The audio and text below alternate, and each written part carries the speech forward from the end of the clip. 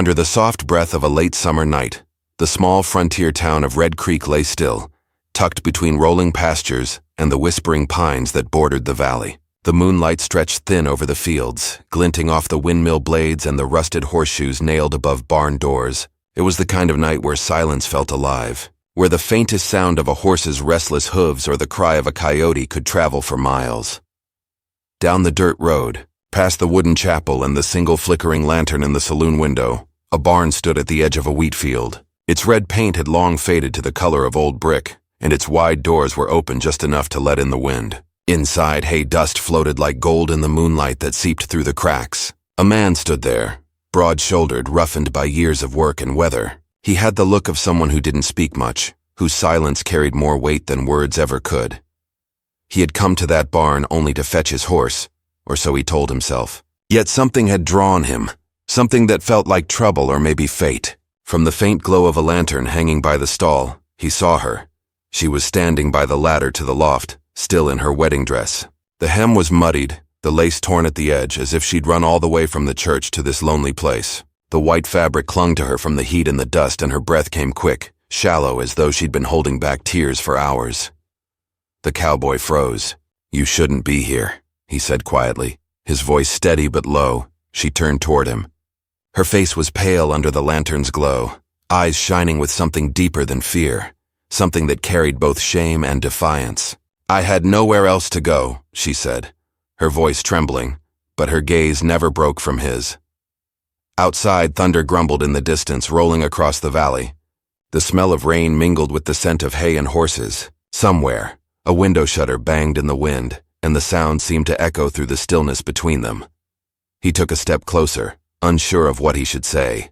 He knew her. Everyone in Red Creek did. The preacher's daughter, the one who had always walked with her head held high, with words polite and hands folded, like the perfect picture of grace. But tonight she didn't look like that. She looked like someone whose world had cracked open. "You run away?" he asked, though he already knew the answer. Her fingers tightened around the folds of her dress. "I couldn't go through with it," she whispered. Not with him. He didn't ask why. The whole town had known about the wedding. The preacher's daughter marrying the wealthy widower from the north pasture, a man twice her age and known for his temper. A deal made more from debt and convenience than love. Still, hearing her say it out loud made something twist deep in the cowboy's chest. The rain started then, light at first, tapping against the barn roof. He could smell it, the sweet, wet scent of summer storm and wheat fields. She flinched at the thunder, and he noticed her bare feet, bruised from the gravel road. Without a word, he took off his coat and placed it over her shoulders. "I can take you back to town in the morning," he said. She shook her head. "They'll send him after me before sunrise." He didn't argue. Instead, he looked at her, really looked, at the way her hands trembled, the way her lips pressed together like she was fighting to stay brave. There was something fierce in her, even through the fear. "You're safe here for tonight," he said finally, his voice soft. For a long while, neither spoke. The barn filled with the quiet rhythm of rain and the low snorts of the horses. She sank onto a bale of hay, pulling his coat tighter, eyes lost somewhere in the shadows.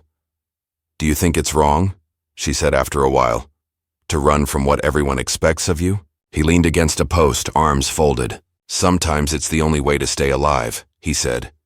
Her eyes lifted to his, and something passed between them, unspoken, heavy, and real. It wasn't romance, not yet. It was something raw, born from the same ache of loneliness that both of them carried. The lantern flickered as the wind shifted, and she rose, walking slowly toward the ladder that led to the loft. "It's cold up there," he said, but she only looked back with a faint, fragile smile. "I'll be fine," she murmured. "I just need to think." He watched her climb, each step soft but certain. The white of her dress caught in the light, and for a moment she looked like a ghost from another life. He turned away, trying to focus on the storm, on the sound of rain on the tin roof, but he couldn't shake the thought of her alone up there, trembling from more than just the cold. He busied himself by tending to the horses, but every few minutes his gaze drifted upward. He could hear her breathing, faint and uneven through the quiet. Then after what felt like hours, her voice came again, soft, carrying through the rafters. "Why are you helping me?" she asked. He hesitated. "Because someone should." There was silence again. Then her voice dropped lower, uncertain. "They say you don't fear anything," she said. "Not storms, not men, not even death." He gave a short, quiet laugh. "Maybe I'm just too used to losing things." The wind howled outside, rattling the barn doors. He looked up once more, saw her standing at the edge of the loft, her eyes catching the lantern's glow. For a heartbeat she looked almost free, hair undone, veil gone, standing tall against the storm. But then her voice trembled again. "I'm not afraid tonight," she whispered. "Not anymore." He took a slow step forward, uncertain what she meant, but before he could ask, lightning flashed through the cracks of the barn wall. The horses shifted nervously, hooves scraping against the floor. She closed her eyes as if the storm itself had brought her courage. "Just do it," she said softly, her voice breaking but sure. "I'm not a virgin tonight." The words hung in the air, heavy and sharp. The cowboy froze, every muscle tense. The rain hammered harder against the roof, drowning out everything else. For a moment he didn't breathe. Her eyes glistened with tears, but there was no shame in them. Only pain, the kind that came from losing innocence long before this night. "He already took that from me," she said in a whisper so faint he barely caught it. "And I won't let him take what's left of me, too." He understood then. She wasn't asking what her words seemed to mean. She was asking for something else entirely, to be seen, to be treated as more than what her name or her past had made her. The thunder cracked, closer this time. He looked up at her, seeing the weight she carried, the strength beneath her fear. "You don't have to prove anything," he said. She looked down at him, silent for a long while. "Maybe not," she said finally, "but I need to remember I'm still mine." The air thickened with rain and dust and unspoken truths. The lantern flickered again, its flame shrinking as the wind pressed harder against the walls. Then, somewhere in the darkness outside, a horse neighed, a sharp, alarmed sound. The cowboy stiffened. He knew that sound too well. Someone was coming down the road. He grabbed the lantern and snuffed it out, plunging the barn into near darkness. The only light came from the cracks in the wall, pale and trembling with the lightning flashes. "Stay up there," he said quickly, voice low but urgent. She froze, fear flashing in her eyes. "Who is it?" He moved to the barn door, peering through the narrow gap. Down the hill, a figure on horseback rode through the storm, fast, furious, and familiar. The preacher's daughter drew in a sharp breath. "He found me." The cowboy turned back toward her, his jaw set, the storm raging outside and something fiercer rising inside him. "Not tonight," he said quietly. "Not while I'm here." The wind howled through the open cracks, lightning tearing across the sky. The rain came down in sheets now, and the pounding of hooves grew louder with every heartbeat. The air was charged, with danger, with fear, and with something else neither of them could yet name. And as the shadow of the rider reached the barn door, the lantern flickered one last time before everything went dark. The barn door shook under the force of the wind, the hinges whining as though the storm itself wanted to come inside. The cowboy pressed his shoulder against the wood, steadying it while his heart pounded hard enough to drown out the thunder. Outside, hooves splashed through the mud, circling once, then stopping. The sound was close now, too close. The preacher's daughter stayed perfectly still in the loft above, crouched low between hay bales, holding her breath.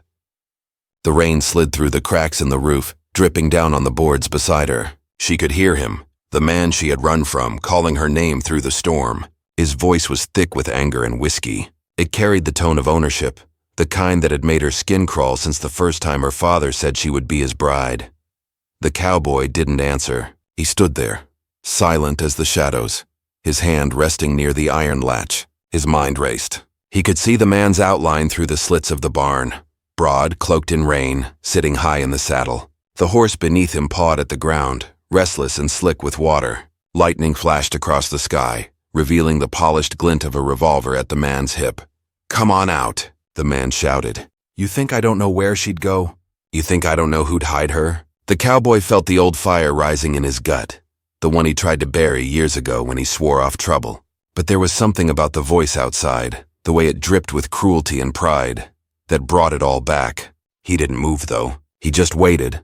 Above him, the girl's breathing turned shallow and a tear slid down her cheek. She hadn't meant for any of this to happen.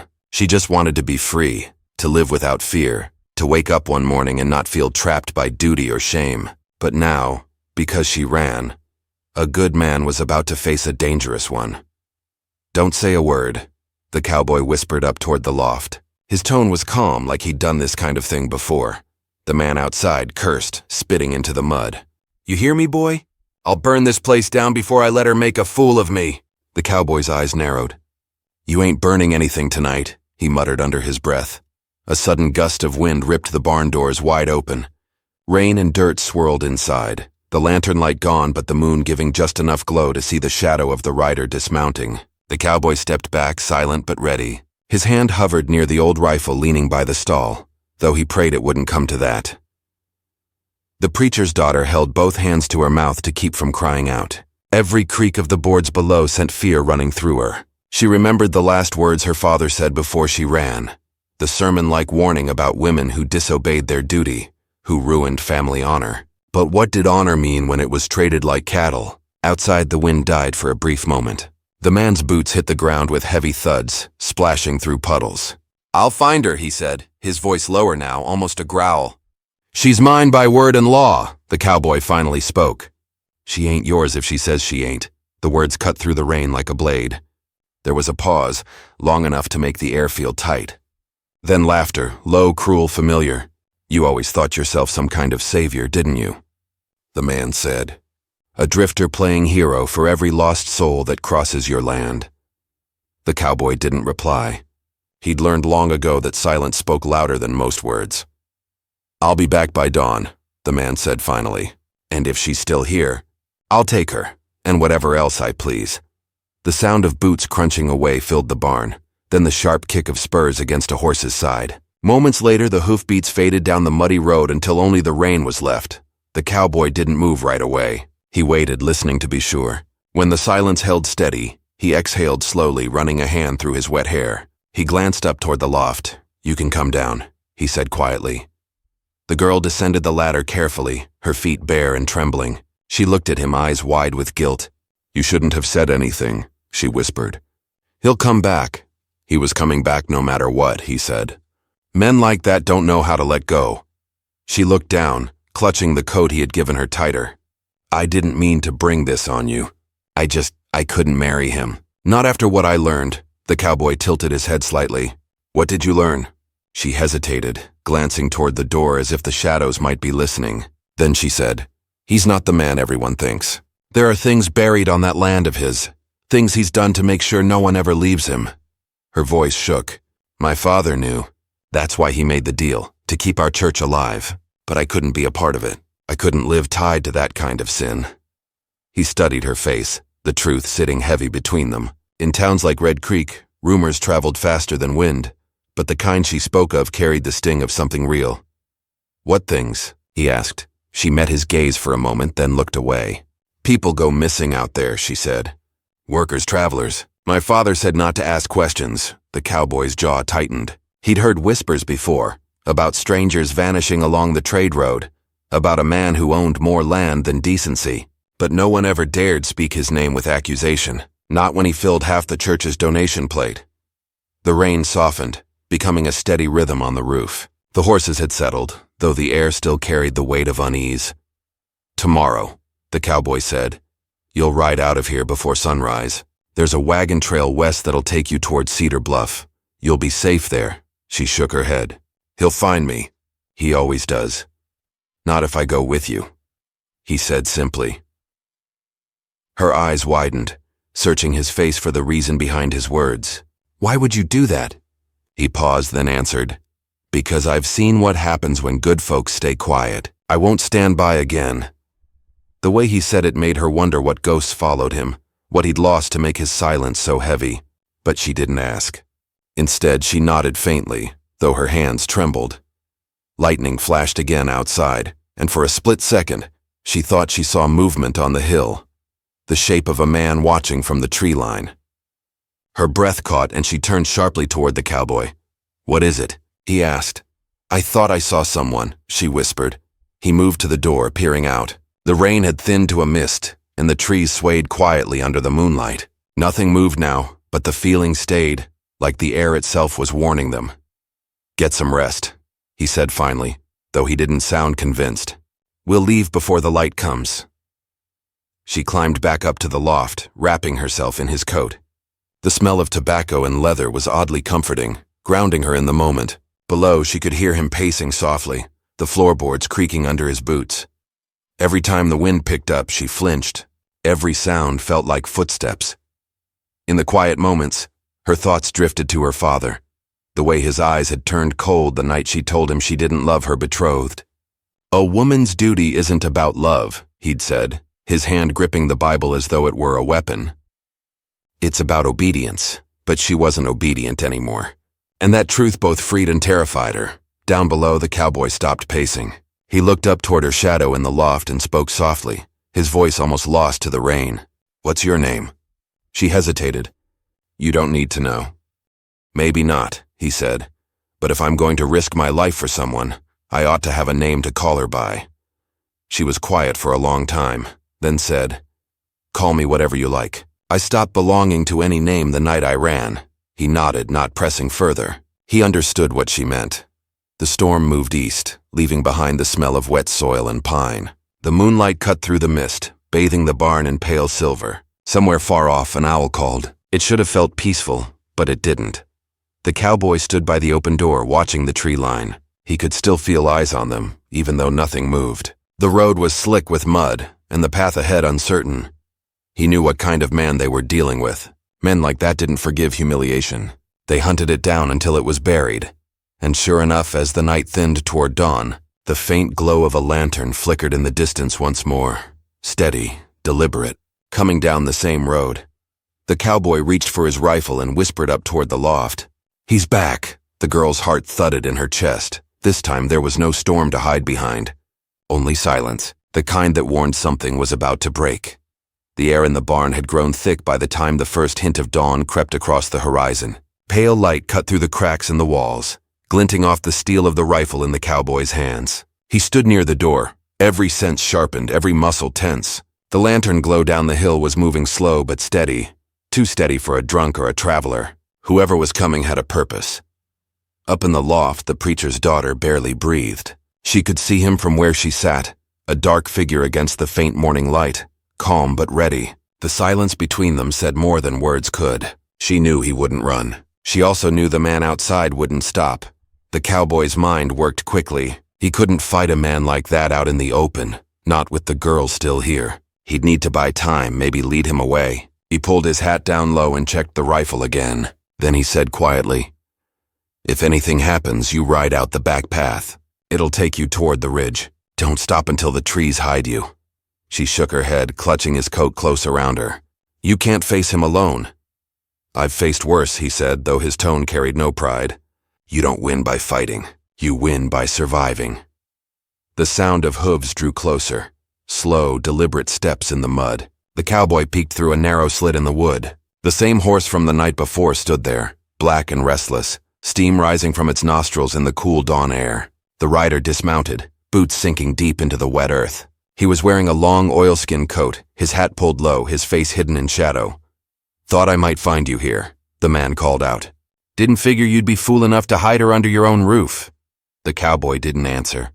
He waited, letting the silence hang long enough to unsettle the intruder. The man took a few steps closer. "You think you're protecting her? You're just delaying the inevitable." Finally, the cowboy stepped out into the open doorway, rifle still resting casually in his hands. "You're trespassing," he said evenly. "Turn your horse around and ride home," the man smirked, the corners of his mouth twisting beneath the brim of his hat. "You forget whose money keeps this land fed? Whose cattle you're grazing half the season? You owe me, boy." "I don't owe you a thing," the cowboy said. The man's smile faded. "You think you're better than the rest of them? That because you live quiet and keep your word, the world owes you peace? You'll learn. They all do." The tension between them hung heavy in the damp morning air. Behind the cowboy, the horses shifted nervously, sensing the danger. "Where is she?" the man asked finally, voice low. "You can't hide her forever." The cowboy didn't flinch. "She's not yours to find." The man's eyes darkened. "She belongs to me by law." "Law ain't the same as right," the cowboy said. For a long moment, neither spoke. Then the man gave a cold laugh and turned back toward his horse. "You just made yourself an enemy, son. And you'll wish you hadn't." He mounted up and rode off without another word, the sound of hooves fading into the distance. But the cowboy knew better than to think it was over. That kind of man didn't give up. He planned. He watched. And he struck when no one was ready. When the sound finally disappeared, the preacher's daughter climbed down from the loft. Her face was pale, but her eyes burned with something fierce. "He'll be back," she said. "I know," the cowboy replied. She hesitated. "You shouldn't be a part of this." "It's not your fight." He looked at her then, his expression unreadable. "Maybe not," he said quietly, "but it's my choice." They stood there for a long while, listening to the faint rustle of wind in the wheat fields. The storm had passed, leaving the air cool and still, but neither of them felt any peace. Later that morning, the cowboy saddled 2 horses and gathered supplies: water, bread, a small sack of dried meat. He moved with purpose, not wasting emotion. She helped without being asked, though her hands trembled when they brushed against the leather straps. As they worked, she asked softly, "Why do you live out here all alone?" He paused before answering, "Because peace don't come easy in this world. You have to carve it out yourself." "Were you always alone?" He tightened the rope on the saddle. "No," he said after a pause. "Once had someone, a woman, thought the world of her. But she got caught in someone else's fight, same kind of man we're dealing with now. She didn't ask what happened. She didn't need to." His silence said it all. By noon they were ready to leave. The valley stretched wide before them, golden and quiet under the sun. The road ahead was long and uncertain, but it was freedom, at least for now. As they rode out, the girl looked back at the barn, the place that had given her a night's safety and the start of a new path. She felt a strange ache in her chest, a mix of fear and gratitude. "He'll go to my father next," she said. "He'll tell him I was taken." The cowboy nodded. "Then your father will have to choose between truth and pride." She didn't answer. She knew what her father would choose. They rode westward for hours, following the narrow trail that wound through the pines. The sunlight filtered down in soft gold, and for a while the world felt still. But that stillness didn't last. Near sundown, they reached an old cabin by the creek, a hunting shelter the cowboy had built years ago. They decided to stop for the night. As he started a small fire, the girl walked to the creek and knelt by the water. Her reflection trembled in the rippling current. She barely recognized herself, the torn dress, the dirt on her skin, the tired eyes. But beneath it all there was something new, something like strength. "Do you think I did the right thing?" she asked when she came back to the fire. He glanced at her. "You did what you had to do." She stared into the flames. "I used to believe the world was simple, that if you followed rules, prayed hard enough, and did what was expected, you'd be safe. But now I see how easily people twist those same rules to chain others down." He nodded slowly. "That's the oldest trick there is, calling it God's will so no one fights back." Her eyes lifted to his. "You sound like a man who's lost his faith." He gave a faint smile. "Maybe I just stopped mistaking fear for faith." They sat in silence for a long while after that, listening to the creak and the crackle of the fire. But beneath the calm, tension still coiled, an unspoken knowledge that this peace couldn't last. As the firelight flickered across his face, she noticed the faint scar that ran along his jaw. "Who gave you that?" she asked. He didn't look up. "Same man who took my land 10 years ago. Same man you were meant to marry." Her breath caught. "You knew him before?" He nodded. "Worked his ranch for a season when I was younger. Thought he was just a hard man. Didn't see what he really was until it was too late." "What did he do?" The cowboy's eyes went distant. "He drove a man off his land, a friend of mine. Burned his house when he refused to sell. They said it was an accident, but I saw the truth. Tried to speak up." Sheriff turned his back. "Folks looked the other way. That's when I left town." She listened, heart heavy. "And now he's done the same to me." He looked at her then, and for the first time, there was no distance in his eyes, only understanding. "You're not the first person he's hurt," he said. "But maybe you'll be the first to stop him." The words hung in the air, trembling like a promise neither of them could yet keep. Far down the trail, somewhere beyond the line of trees, a campfire flickered. Men's voices murmured low, and the faint sound of laughter drifted on the wind. The girl didn't see it, but the cowboy did. He stood staring west, jaw tight. "What is it?" she asked. He didn't answer right away. Then he said quietly, "We're not alone out here." She followed his gaze, her stomach twisting. "His men. Could be," he said. "Or someone else looking to make a few dollars by selling us out." The fire between them crackled louder, sparks lifting into the cool night air. He poured dirt over the flames until only embers glowed. "We move before first light," he said. She nodded, pulling his coat tighter around her shoulders. Sleep didn't come easy. Every whisper of the wind sounded like footsteps. Every rustle in the dark felt like eyes watching. When dawn finally crept through the trees, they were already saddled and ready to ride. The girl glanced once more toward the creek, then to the horizon ahead. Behind them, unseen through the morning fog, the man in the oilskin coat stood on the ridge above, his eyes fixed on the faint tracks their horses had left in the dirt. He smiled to himself and whispered, "Run as far as you like. You'll still belong to me." Then he turned his horse toward the west and followed. The sun broke through the mist that morning, casting a pale light over the valley. The trail was slick from the night's dew, and every hoofstep echoed softly through the quiet woods. The cowboy rode ahead, eyes scanning the ridges and tree lines, always searching for movement. Behind him, the preacher's daughter followed on a smaller horse, her posture stiff, her face pale but determined. They hadn't spoken much since dawn. The silence between them wasn't unfriendly. It was the silence of two people who knew that words couldn't do much to change what waited ahead. The air was thick with the scent of pine and dust, and the only sound was the creak of saddle leather and the steady rhythm of their horses' hooves. The cowboy's instincts prickled. He could feel eyes on them again, though the forest seemed still. Every bird call, every rustle of leaves put him on edge. He'd spent enough years tracking cattle thieves and running messages across hostile plains to know when he was being followed, and now that same old feeling, the one that had saved his life more than once, was crawling back under his skin. "Keep riding," he said quietly, glancing over his shoulder. She looked at him, startled. "Is someone—" "Don't look back," he cut in, his voice steady but firm. "Just ride." Her heart began to pound as she tightened her grip on the reins. The horses quickened their pace, their breaths coming heavier. The wind had shifted, carrying the faint scent of smoke. It wasn't from any campfire of theirs. After another half-mile, the cowboy veered off the main trail and guided them through a narrow pass between two rocky hillsides. The ground here was rough, scattered with brush and old wagon ruts, but it gave them some cover. He motioned for her to stop and dismount. They tied the horses under a low cluster of trees hidden from view. The cowboy crouched near a fallen log and pulled out a small spyglass from his saddlebag. He peered through it toward the direction they'd come. 2 riders, maybe 3, moving slow. He lowered the glass, his jaw tightening. "They're tracking us," he said, her breath caught. "His men." "Most likely," he said. "And they ain't far behind." The fear in her eyes was raw but mixed with anger now. "I thought we left them behind. They know these hills," he said. "And they've got time on their side. We can't outrun them forever. What do we do?" He thought for a long moment. "We lead them off trail. They want you alive. That gives us one edge." The girl stared at him, realizing what he meant. "You're not planning to—" "I'm planning to keep you safe," he said quietly. "No matter what that takes."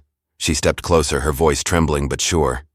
"You can't fight them alone." He looked at her then, eyes steady. "I don't plan to.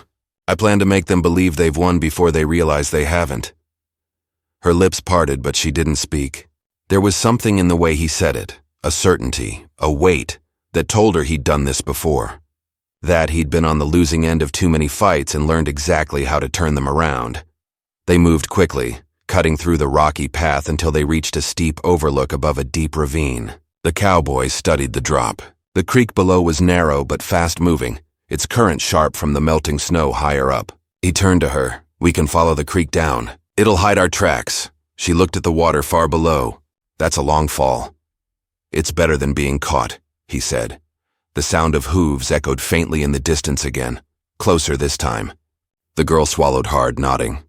She trusted him now more than she trusted anyone, but still, the thought of jumping that far made her blood run cold. The cowboy climbed down first, using the exposed roots for support, moving with the practiced ease of someone who'd lived off the land for years. He turned and reached up a hand to her. "Come on." She hesitated for only a moment before taking his hand. His grip was strong, grounding her, steadying her trembling limbs as she began the slow descent. Halfway down, her boots slipped on the wet stone and she gasped, but he caught her before she fell, pulling her close. For a second, neither spoke. The only sound was the rush of the creek below. Then he said softly, "You're doing fine." They reached the bottom and waded into the cold water. The current bit at their legs, but it carried away their scent and any trace of their footprints. They followed it downstream, ducking under the low branches that hung like curtains over the banks. An hour later, the sound of riders above them faded, then disappeared altogether. The cowboy slowed, his shoulders relaxing slightly for the first time all morning. But even as relief flickered across his face, it didn't last. "Something's not right," he muttered, glancing up toward the ridge. "What is it?" she asked. He frowned. "They should have caught our trail by now. Either they lost it completely," he paused, "or they found something better." Her eyes widened. "You think they found where we camped last night?" He nodded grimly. "If they did, they know we're headed west. And they'll go straight for Cedar Bluff." She understood immediately. "The town. They'll wait for us there," he said. "Or worse, they'll get to the sheriff first." The thought made her chest tighten. The sheriff of Red Creek was a man her father trusted, a man who'd attended every Sunday sermon and turned a blind eye to every one of her betrothed's sins. If he believed their story, the law would be on their side. And once that happened, there would be nowhere left to run. They pressed on through the water until the sun climbed high overhead, the heat drying their clothes and tightening the air. By midday, they reached a stretch of open meadow. The cowboy stopped at the edge, scanning the wide expanse before them. "Too exposed," he said. "We'll rest when we reach the far woods." But the moment they stepped into the open, the sharp crack of a rifle split the silence. The bullet struck the dirt a few feet from the girl's boots, kicking up dust. She froze, heart pounding. Another shot followed, this one closer. "Down!" the cowboy shouted, pushing her toward a low rise in the grass. He raised his rifle and scanned the ridge behind them. Through the heat haze, he spotted movement. 2 riders, guns drawn. "They found us," she whispered, fear thick in her voice. "Stay low," he said, loading another round. The riders were closing in fast. He fired once, sending one of them ducking for cover behind a rock. The other dismounted and began circling wide, trying to flank them. The cowboy glanced at the girl. "When I say run, head for the trees. Don't look back." She shook her head violently. "I'm not leaving you." He gave a faint, grim smile. "You have to. You're the one they want." Before she could protest again, he fired 2 quick shots and shouted, "Go!" She ran, the tall grass slapping against her legs as she sprinted toward the dark line of pines ahead. Behind her, gunfire echoed, sharp, loud, terrifying. She didn't dare look back. The cowboy reloaded, taking cover behind the low rise. He could feel the heat of the sun on his back and the sting of sweat in his eyes. One of the riders shouted something. He couldn't make out the words, but the tone was enough. They weren't here to capture him alive. He ducked as another bullet grazed the edge of his hat. He counted 3 shots left in his rifle. Not enough. He turned toward the woods and saw the girl reach the first trees. Relief flickered, just for a second, before the sound of hooves came again, closer than before. They were trying to cut her off.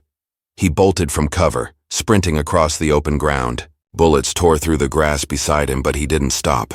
He reached the trees just as the girl stumbled to her knees, gasping for breath. He grabbed her hand and pulled her deeper into the shadows. They ran until the gunfire faded behind them, replaced by the low hum of cicadas and the rustle of branches. The forest swallowed them whole, cool and dim. When they finally stopped, both were shaking. The cowboy leaned against a tree, catching his breath. His sleeve was torn, blood seeping from a shallow graze on his arm. "You're hurt," she said. "It's nothing," he replied, though his voice was rough. She looked at him, eyes wide and glassy. "How long can we keep running?" He hesitated. "As long as it takes." There was a sound then, a twig snapping somewhere behind them. The cowboy's head snapped up. He raised his rifle again, but the sound came from too many directions at once. Voices. Low, steady, closing in. "They've surrounded us," he whispered. The girl's pulse raced. "What do we do?"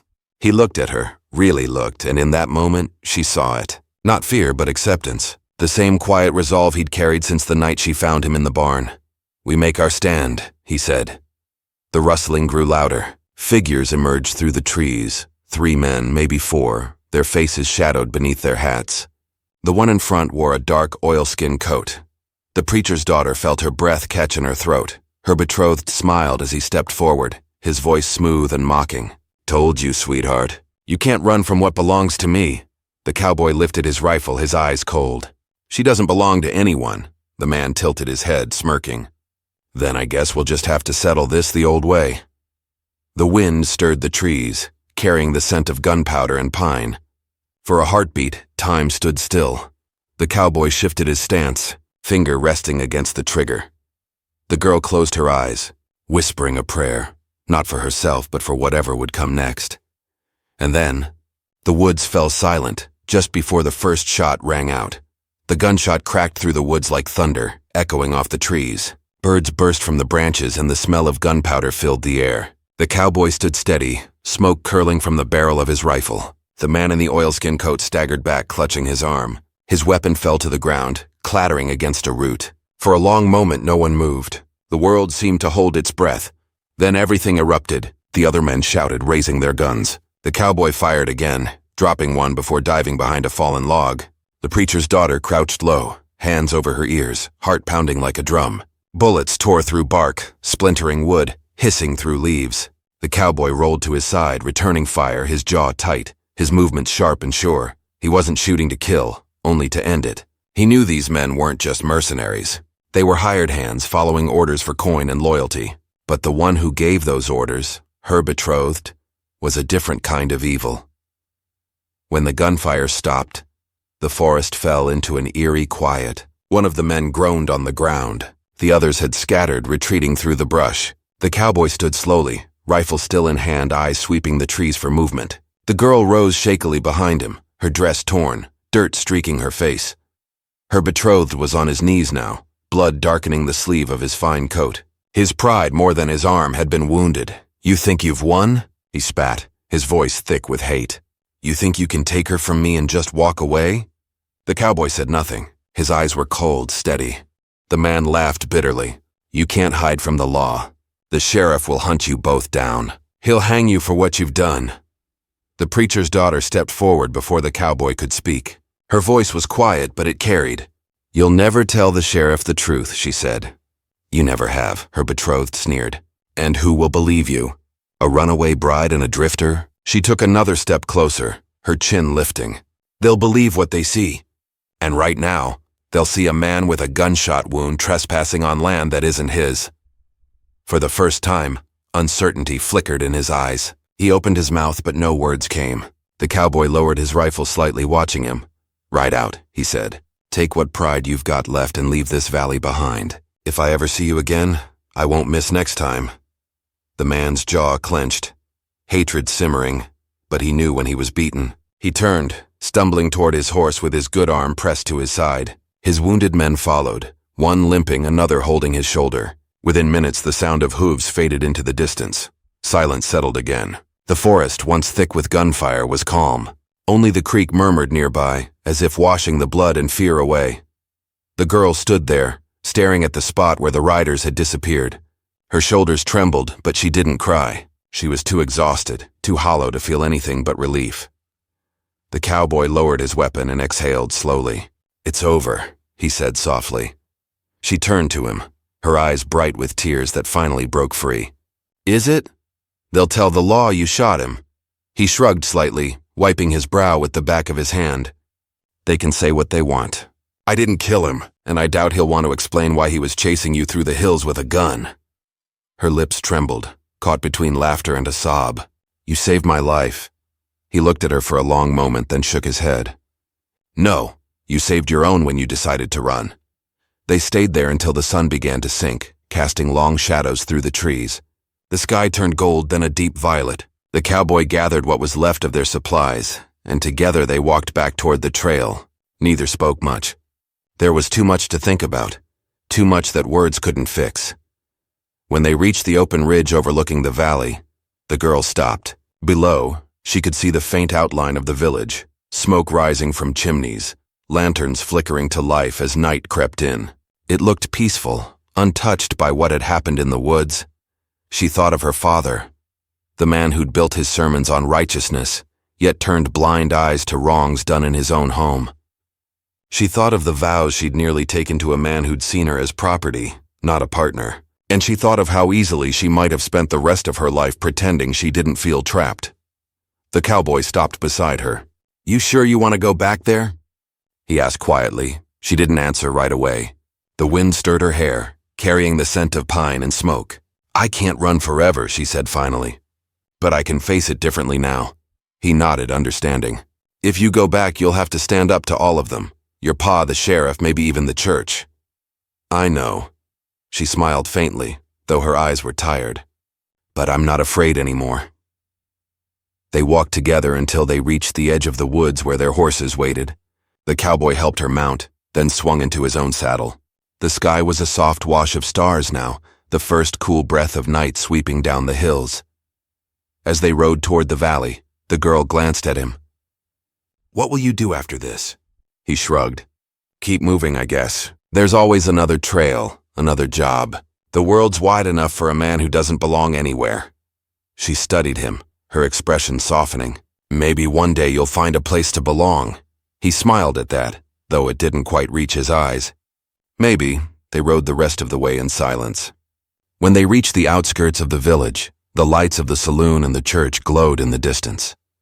The streets were quiet, only the faint hum of crickets breaking the stillness. The girl reined in her horse and turned to him. "You should go before they see you," he nodded. "You'll be all right?" She met his gaze steadily. "I'll be fine. I have to be." He hesitated, then reached into his coat and pulled out a small silver locket. "You dropped this in the barn that night," he said, handing it to her. Her fingers closed around it. The metal was cold, but it felt like a piece of her old life she could finally reclaim. "Thank you," she whispered. The cowboy tipped his hat. "Take care of yourself, ma'am." She watched as he turned his horse and rode into the dark, the sound of hooves fading down the dirt road. He didn't look back, and she didn't call after him.